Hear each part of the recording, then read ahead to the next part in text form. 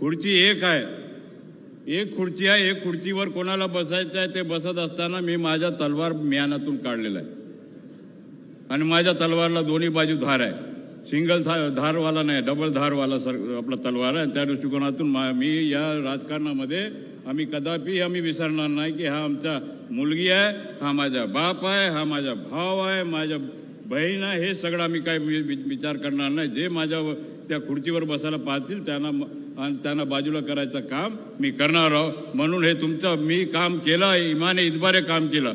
50 वर्ष या भूमीचं रक्षण करण्याच्या दृष्टिकोनातून, या भूमीमध्ये राहणारा गरीब आदिवासी माणसाला न्याय देण्याच्या दृष्टिकोनातून मी सतत काम करत आलेलो आहो।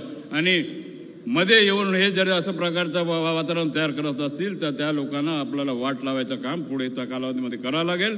अशा प्रकारचं आपला सर्व जनतेला मी आवाहन करतो।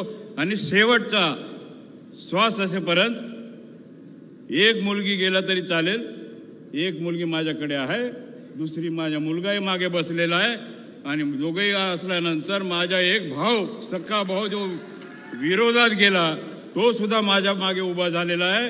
आणि माझ्या भावाचा चुलत भावाचा मुलगा रामेश्वरराव आत्राम ते सुद्धा त्यांच्या जोडीला माझ्या पाठीमागे, एक गेला तर माझ्याकडे फौज तयार झालेला घराचा पूर्ण घर माझ्या आत्राम घराणा पुरा एकत्रित झालेला आहे। आणि पूर्ण आत्राम घराणा या हलगेकर लोकांना नदीमध्ये टाकल्याशिवाय राहणार नाही, हे आता मी तुम्हाला सांगू इच्छितो।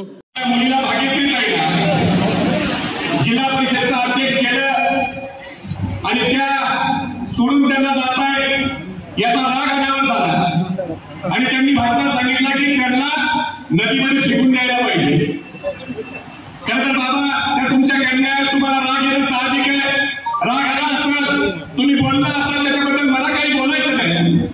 पण तुम्ही फक्त भाग्यश्री ताईला जिल्हा परिषदचा अध्यक्ष केलं तर तुम्हाला एवढा राग आला की तुम्हाला भाग्यश्री ताईला नदीत फेकावं वाटलं। पण बाबा, तुमच्या स्टेजवर जे तुमचे राष्ट्रीय अध्यक्ष अजितदादा पवार बसले होते त्या अजितदादांना त्यांच्या चुलत्यांनी वडिलांप्रमाणे सांभाळलं, त्यांना 3 वेळा राज्यात उपमुख्यमंत्री केलं, त्यांना विरोधी पक्षनेता केलं, त्यांना आमदार केलं, राज्यमंत्री केलं, मंत्री केलं, 18 वर्ष सोन्याचा चमचा दिला, मंत्रीपद त्यांच्याकडे दिलं